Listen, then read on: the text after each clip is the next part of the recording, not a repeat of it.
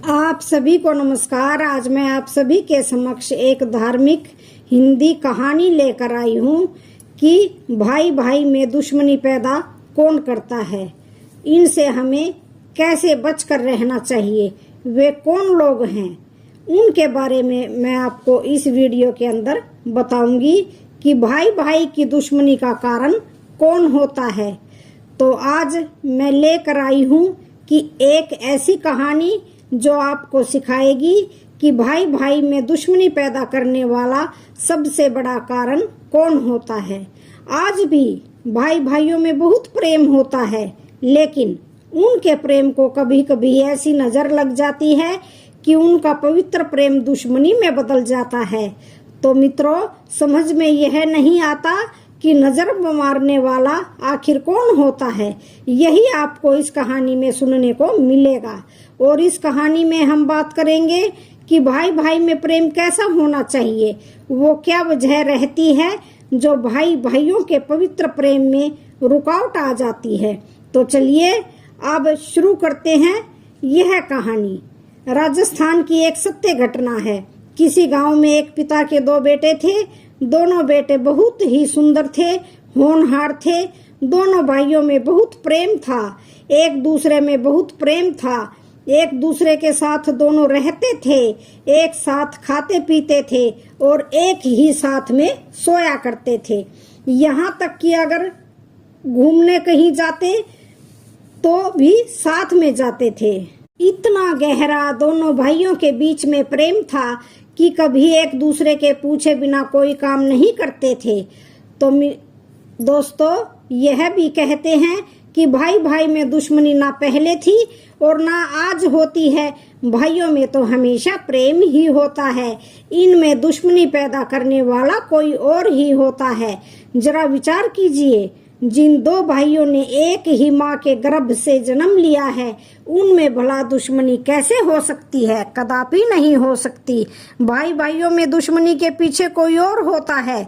अब वह कौन होता है, यही हमें समझने की जरूरत है। कहते हैं, धन संपत्ति, स्त्री और दुष्ट आदमी पर भरोसा करना, जैसे कि चुगलखोरी या आपका कोई पुराना शत्रु, लड़ाई झगड़े, आपस के बैर, इन लोगों से हमेशा जुड़े लेते हैं। आवश्यकता से ज्यादा महत्वाकांक्षी होना, आपसी मतभेद की एक वजह यह भी होती है। आपस में लड़ाई दुश्मनी होने के पीछे यही लोग मुख्य वजह होते हैं। कौरव और पांडवों के बीच दुश्मनी पैदा करने वाला गंधार नरेश शकुनी था। अब आप सोच रहे होंगे कि शकुनी ने ऐसा क्यों किया।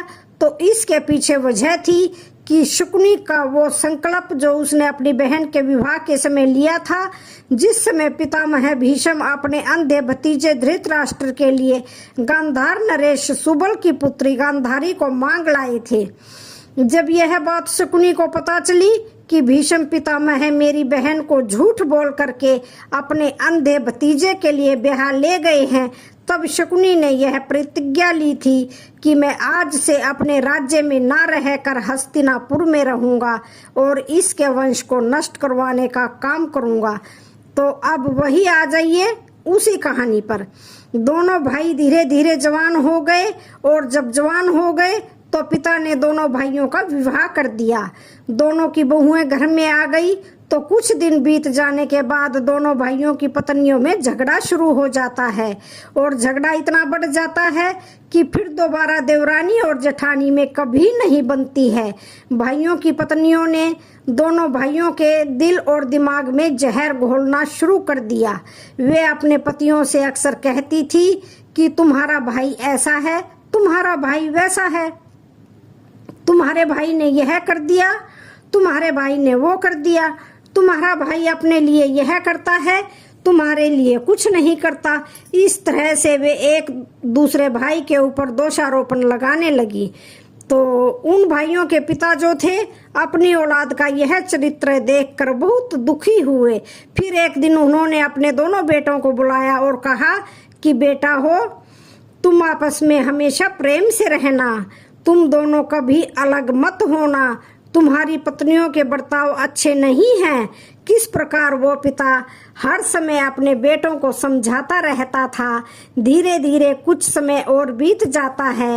एक दिन वो आया कि उन दोनों के पिता जो था वह दुनिया छोड़कर चले गए। अब उन बेटों को समझाने वाला कोई नहीं था। समय के साथ उनका परिवार भी बढ़ता चला गया। अब दोनों भाइयों के बच्चे भी बड़े हो गए थे। बड़े भाई के 5 बेटे थे और छोटे भाई के 4 बेटे थे। तो दोस्तों, इन बच्चों की माताओं ने अपने बच्चों के अंदर भी जहर घोलना आरंभ कर दिया। कहने लगी, बेटा तेरा चाचा बहुत दुष्ट है, कभी उनके काम में मत आना। उन्होंने हमारे साथ अच्छा नहीं किया है। छोटी छोटी बातों को भी वे अपने बच्चों को बढ़ा चढ़ा कर बताया करती थी। अपने चाचा और चाची को लेकर बच्चों के दिलों में नफरत का जहर घोलती थी। इधर छोटी बहू ने भी अपने बच्चों से कहा और सिखाया कि बेटा तुम्हारा ताऊ ऐसा है, तुम्हारी ताई वैसी है। अगर वे तुमसे किसी काम की कहे तो कभी उनके काम पर मत जाना, कभी उनके पीछे किसी से लड़ना मत, कभी धन से उनकी मदद मत करना। उन्होंने हमारे साथ अच्छा व्यवहार नहीं किया है। आज तक बहुत मुश्किल से हमने अपना समय काटा है। तुम्हारे ताऊ और ताई ने कभी हमें चैन से जीने नहीं दिया। इस तरह से नफरत के बीज अपने बेटा और बेटियों के दिमाग में उन्होंने भर दिए। बच्चे भी अच्छी तरीके से समझ गए कि हमारे चाचा और ताऊ अच्छे लोग नहीं हैं, वह हमारे शत्रु हैं। उनकी माताओं ने उन्हें हमेशा दुश्मनी का ही पाठ पढ़ाया था। छोटी छोटी बातों को बढ़ा चढ़ा कर बताया, मन में अपने ताऊ और चाचा के प्रति जहर घोल दिया। इस तरह से दोस्तों, जब बच्चे भी जवान हो गए तो बच्चों ने अपने अपने पिता पर रोक लगाई और उनसे कहा कि तुम ना तो एक दूसरे के घर जा सकते हो और ना आपस में मिल सकते हो, क्योंकि उन बच्चों की माताओं ने उनके चचेरे भाई बहनों के अंदर पहले से ही दुश्मनी का बीज बो दिया था। तो दोस्तों, जरा विचार कीजिए, जिन भाइयों ने बचपन से एक साथ रहना, खाना पीना और सोना सीखा हो, वह भाई एक दूसरे के पास बगैर जाए और बगैर बोले कैसे रह सकते हैं? कभी नहीं। तो इसका परिणाम यह हुआ, उन दोनों की बीवियों ने अपने बच्चों के अंदर तो दुश्मनी तैयार कर दी, साथ ही साथ उन दोनों भाइयों को भी एक दूसरे से मिलना जुलना भी बंद करवा दिया। धीरे धीरे जब बच्चे जवान हो गए तो दोनों भाई बूढ़े होते चले गए। जब मौका मिल जाता था तो दोनों भाई छुप छुप के मिल लेते थे, अपने आपस में सुख दुख की बातें कर लेते थे। वैसे तो औलाद ने उनके ऊपर पाबंदी लगा रखी थी कि वे एक दूसरे से कभी ना मिले और ना ही उनके घर जाएं और ना कभी उनके काम आए। कभी कभी तो ऐसा होता था कि 2-2 महीने, 4-4 महीने निकल जाते थे, तब कहीं दोनों भाइयों की मुलाकात होती थी और जब वे मिलते थे तो आपस में बहुत मिलकर रोते थे, अपने अपने दिल की बात एक दूसरे से कहते थे, अपना अपना दुख एक दूसरे से व्यक्त करते थे और गले मिलकर के दोनों भाई खूब रोते थे। कहते थे, भैया हमारी तुम्हारी औलाद ने हमें तुम्हें अलग कर दिया है, लेकिन इस औलाद में आपस में भी नहीं बनी है, आपस में भी लड़ते झगड़ते रहते हैं, एक दूसरे को मरने मारने पर तुले हुए हैं।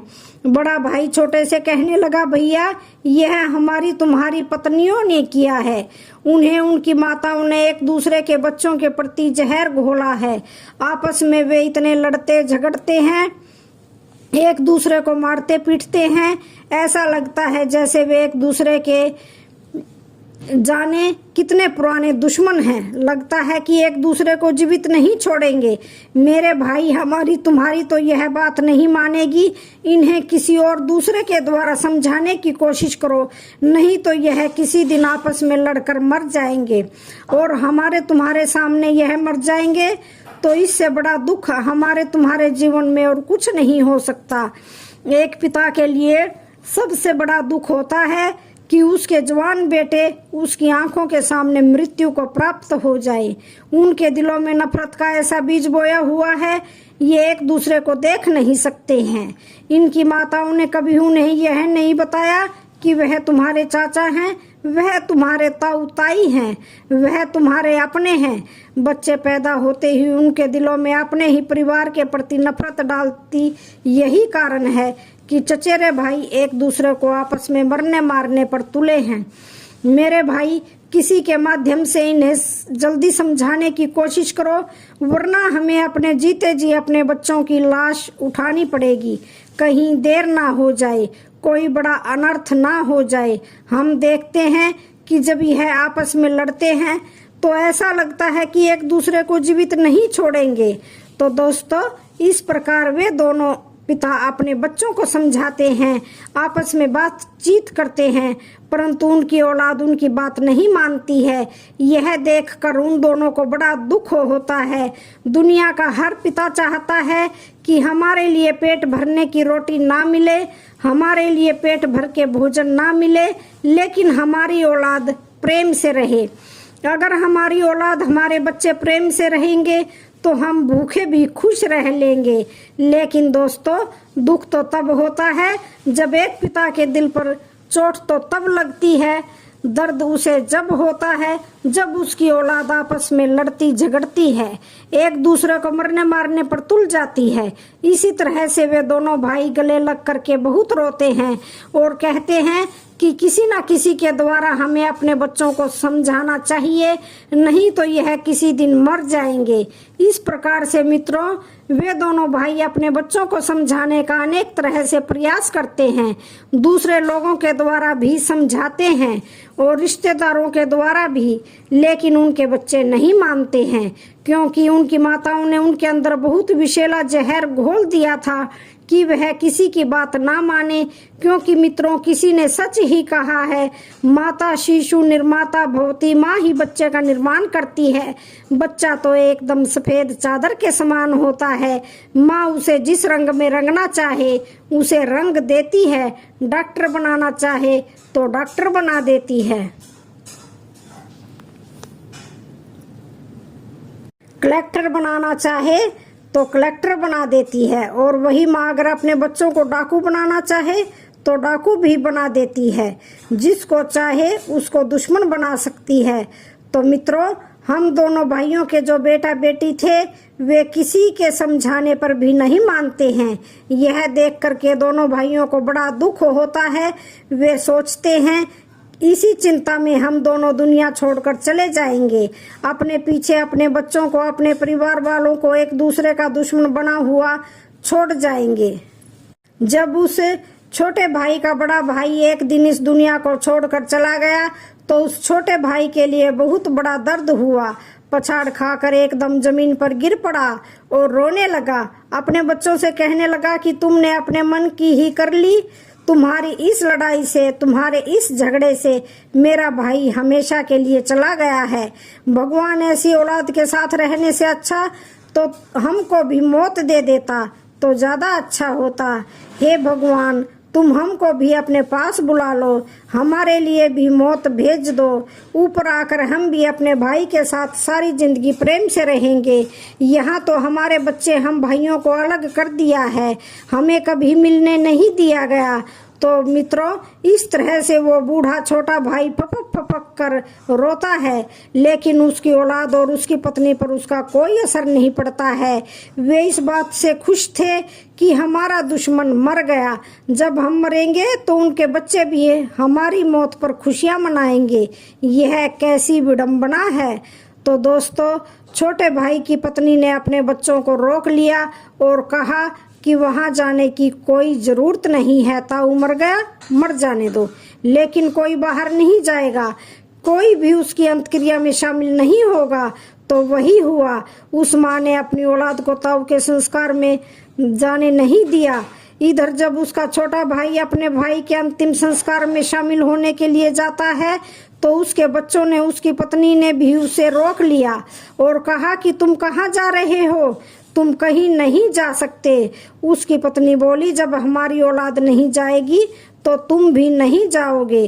तब वो छोटा भाई कहता है, देखो मेरी बात ध्यान से सुनो, मेरी माँ का जाया भाई मरा है, तुम ना जाओ तो ना सही, तुम्हारे बच्चे ना जाएं तो कोई बात नहीं, इससे हमें कोई फर्क नहीं पड़ता, क्योंकि तुमने आज तक हमारी कोई बात नहीं मानी है।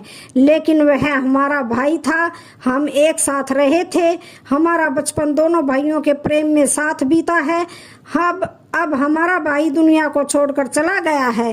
अंतिम बार हमें उसके दर्शन कर लेने दो, क्योंकि दोबारा अब हमारा भाई मुझे देखने को नहीं मिलेगा। अंतिम बार हमें उसकी अंत्यक्रिया करवा लेने दो, उसकी चिता पर 5 कंडे रखवा लेने दो। हम तुम्हारे कहने से आज तक उससे मिलने नहीं गए। तुमने जब मना किया तो हम अपने भाई से मिलने नहीं गए, लेकिन आज हमारा भाई हमें छोड़कर चला गया। उसकी अंत्यक्रिया और उसका चेहरा तो देख लेने दो। तो दोस्तों, अपने पति की ऐसी बातें सुनकर उसकी पत्नी ने अपने बच्चों को आदेश दिया कि बिल्कुल नहीं, इस बूढ़े को कदापि वहां मत जाने देना। यह बूढ़ा सटिया गया है, इतनी जल्दी भूल गया कि उन्होंने हमारे साथ कैसा सलूक किया है। हमारे खेत का बंटवारा हुआ तो हमें जो जमीन मिली थी उसमें से भी उसने काट काट कर अपने में ही मिला ली। बैल की तरह तुमने खेतों में काम किया, तुम्हें कभी तुम्हारी मेहनत का उन्होंने बांट कर नहीं दिया। उसकी पत्नी और बच्चे हमेशा दुश्मनी निभाते रहे। तब छोटा भाई बोला, दुश्मनी का जहर तो तुमने अपने बच्चों के दिलों में भी घोल दिया है। क्या तुम्हारी गलती नहीं थी? जो भाई आपस में साथ साथ रहे, जिन भाइयों में अटूट प्रेम हो, और वह भाई भाई के बगैर कैसे रह सकता है? और मेरा भाई तो वैसे भी इस दुनिया में नहीं है, वह दुनिया को छोड़कर जा चुका है। अब भला हमसे वह क्या लड़ने आएगा? क्या मैं अपने भाई को अंतिम समय में देख भी नहीं सकता हूँ? लोग तो दुश्मनों के मरने पर भी शामिल होते हैं। तो दोस्तों, इस प्रकार छोटे भाई ने बड़ी कोशिश की जाने की, लेकिन उसकी पत्नी और बच्चों ने उसे जाने नहीं दिया। और जब उसने ज्यादा जबरदस्ती की तो उसके बच्चों ने और पत्नी ने अपने पिता को कमरे में बंद कर दिया और कहा कि जब तक उसकी अंत्येष्टि क्रिया नहीं हो जाती तब तक तुम इसी कमरे में बंद रहोगे। पत्नी कहने लगी, अरे बच्चों, क्या कहते हो? अंतिम संस्कार की छोड़ो, जब तक उसकी 13वीं भी नहीं हो जाती तब तक इस बुढ़े को इस कमरे में ही रहने देना, इसे निकालना मत। अगर निकल गया तो यह तुरंत वहीं भाग जाएगा। तो दोस्तों, इस प्रकार उसकी पत्नी और बच्चों ने उस भाई को कमरे में बंद कर दिया। और बेचारा वह बूढ़ा पिता क्या कर सकता था, क्योंकि शरीर में इतनी ताकत नहीं थी। वह बूढ़ा जो हो गया था, बेचारा कमरे में बंद है और कमरे में बैठा बैठा अपने भाई को याद करके रो रहा है। तो दोस्तों, विचार कीजिए, वो स्त्री और वो औलाद कैसी होगी जिसने उसके भाई के मरने पर भी उसे मिलने नहीं जाने दिया, उसकी अंत्येष्टि क्रिया में शामिल नहीं होने दिया। इतनी बड़ी दुश्मनी क्या हो गई? इधर उसके भाई की अंत्येष्टि क्रिया होती है, उधर अंत्येष्टि क्रिया होने के बाद में धीरे धीरे 12 दिन बीत जाते हैं। 13वीं दिन जब आया तो उसके बड़े भाई के बच्चों ने अपने पिता की 13वीं भी की। क्षेत्र के रिश्तेदार और मित्र दावत खाने के लिए आते हैं। पूरे दिन दावत चली, लेकिन उसके छोटे भाई को उसकी पत्नी और बच्चों ने जाने नहीं दिया। उसकी पत्नी ने अपने बच्चों से कहा कि जब तक यह दावत खत्म ना हो जाए तब तक तुम इस बूढ़े को कमरे से मत निकालना। वही पूरे दिन दावत चलती रही। रिश्तेदारों ने, क्षेत्रवासियों ने, प्रेमियों ने दावत खाई और सब खा करके चले गए। इधर जब शाम हो जाती है, थोड़ा अंधेरा भी हो गया था, और जब थोड़ा अंधेरा हो गया सारे लोग दावत खा गए। केवल उसी गांव के कुछ लोग बचे थे दावत खाने के लिए। तो उसके बड़े भाई बच्चों ने अपने गांव में कहलवाई कि जो दावत खाने से रह गए हैं वह शीघ्र से शीघ्र आ जाए। तो मित्रों, गांव के जितने भी लोग थे सब दावत खाने के लिए वहां आ गए और सब पंक्ति बनाकर दावत खाने के लिए बैठ जाते हैं। भोजन को परोसा जाने लगा। इधर जो उसका छोटा भाई था जिसको कमरे में बंद कर रखा था, तब उसकी पत्नी अपने बच्चों से कहती है, एक काम करो, अब इस बूढ़े को छोड़ दो, क्योंकि दावत अब खत्म होने वाली है। अब दावत में वैसे भी कोई भी नहीं रहा है, केवल गांव वाले ही रह गए हैं। अब यह बूढ़ा वहां नहीं जाएगा। तब उसके बच्चों ने अपने उस पिता को छोड़ दिया और जैसे ही कमरे से बाहर किया, वह अपनी औलाद से, अपनी पत्नी की नजरों से बचता हुआ छोटा भाई सीधा वहां से निकलता है और जहां गांव वाले दावत खा रहे थे वहीं पर पहुंच जाता है। उनके बराबर में जहां गांव वालों ने जूते चप्पल उतार कर रख दिए थे उसे जगह नहीं मिलती है। तो वो उन्हीं जूती चप्पलों पर बैठकर दावत खाने लगता है। एक व्यक्ति उनके लिए भोजन परोसने के लिए आता है।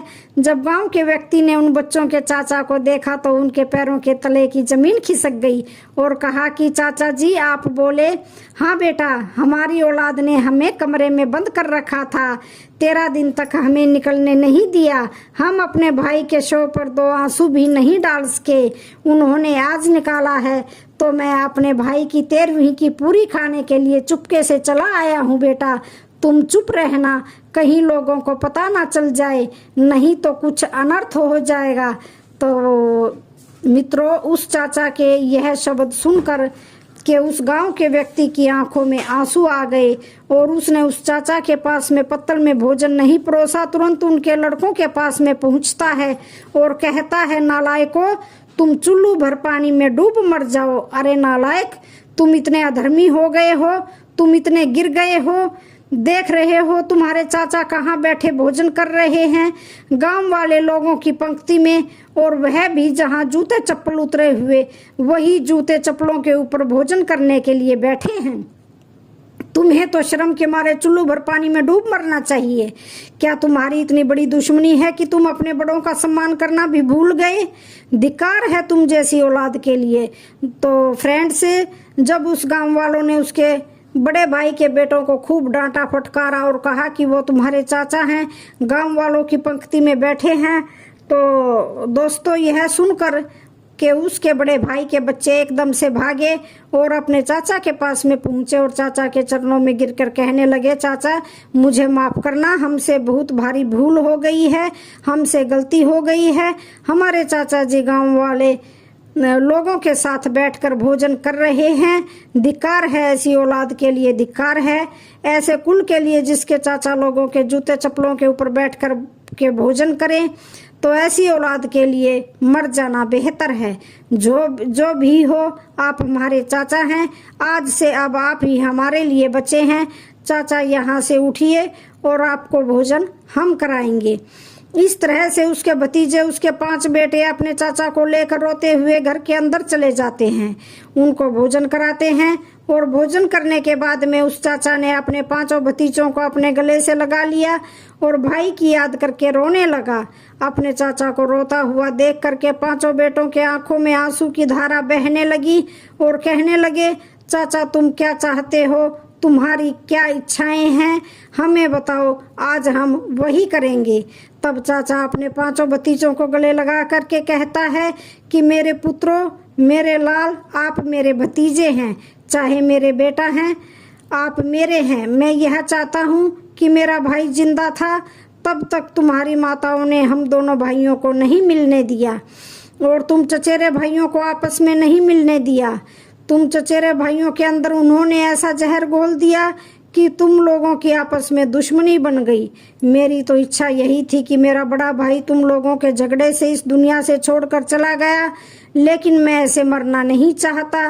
मैं तो यह चाहता हूँ कि मेरे लाल, कि तुम 5 और हमारे 4 बेटे, तुम सब एक हो जाओ, और जब तुम सब एक हो जाओगे तब हम सुकून से इस दुनिया से जा सकेंगे, नहीं तो मेरे प्राण भी सुकून से नहीं निकल पाएंगे।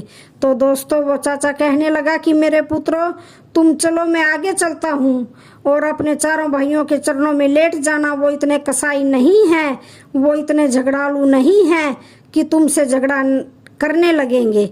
बेटा, हमारी बात को अगर तुम हमें चाचा मानते हो तो मान लो। तो फ्रेंड्स, अपने चाचा की यह बात को सुन करके 5 उनके भतीजे कहने लगे, चाचा जैसा आप कहते हैं वैसा ही करेंगे, चलो हम अपने भाइयों को मना लेंगे। इस प्रकार वो चाचा अपने 5 भतीजों को लेकर के जब अपने घर पर जाता है और घर पर जैसे ही पहुंचा अपने 5 भतीजा को लेकर, तो उसके 4 बेटा वहीं बैठे हुए थे। 4 बेटा उठ करके खड़े हो गए। इधर वे 5 भाई अपने चचेरे भाइयों के चरणों में जाकर गिर पड़ते हैं और कहने लगे, भाई हमें माफ करना, हमसे भूल हो गई जो हम आपसी दुश्मनी निभाते रहे।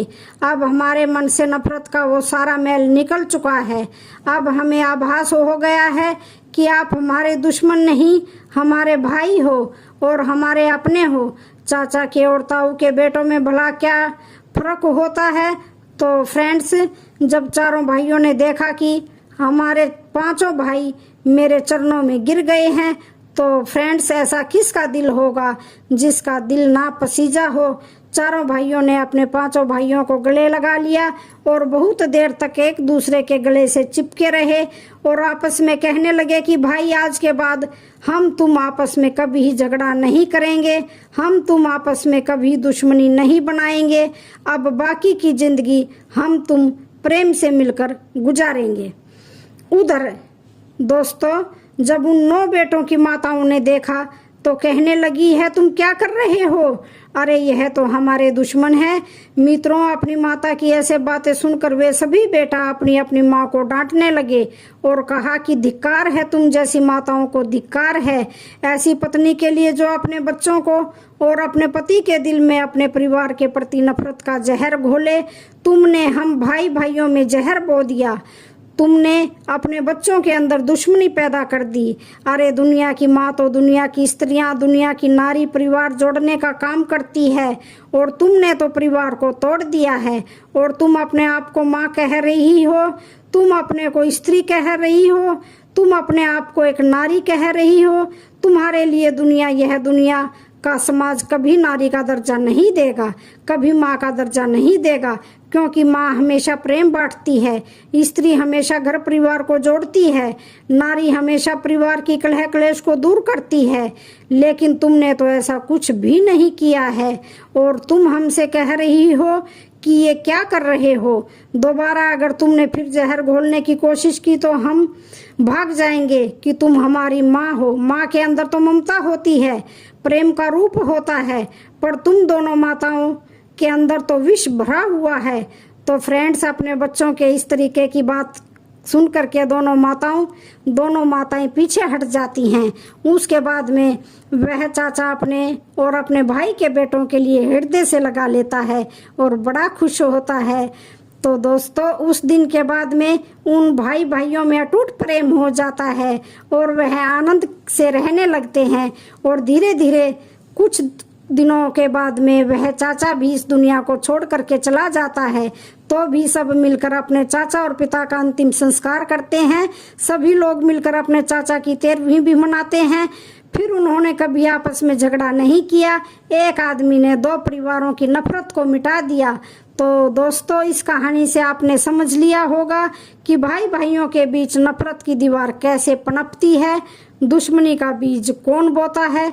उन दोनों भाई और उनके बच्चों के बीच में जो नफरत का पेड़ उत्पन्न हुआ था, वो उनकी माता, उन दोनों की पत्नियों की वजह से हुआ था। अक्सर घर परिवार में होने वाली हम छोटी छोटी बातों को लेकर बैठ जाते हैं और उन्हीं को हम अपने नाक की लड़ाई बना लेते हैं। उन्हीं छोटी छोटी बातों को हम दुश्मनी का रूप दे देते हैं।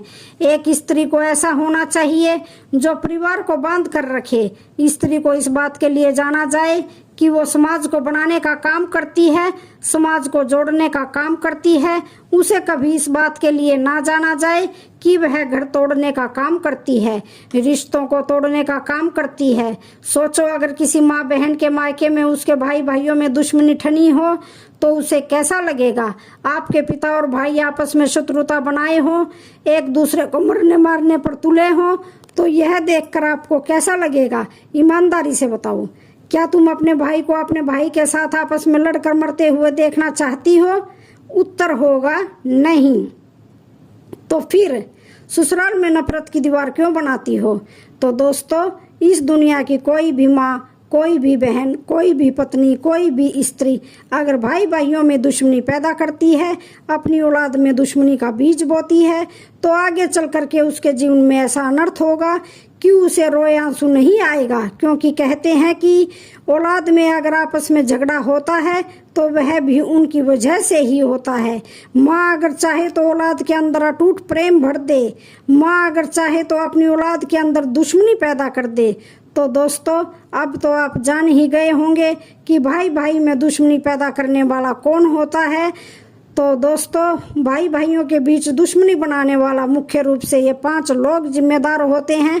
नंबर 1 स्त्री, नंबर 2 महत्वाकांक्षी व्यक्ति, नंबर 3 आपका पुराना शत्रु, नंबर 4 दुष्ट व्यक्ति जो दूसरों की खुशियों से जलता हो, दूसरे की तरक्की को देखकर जिसकी छाती बैठ जाती हो, वही व्यक्ति फिर चुगली करता है।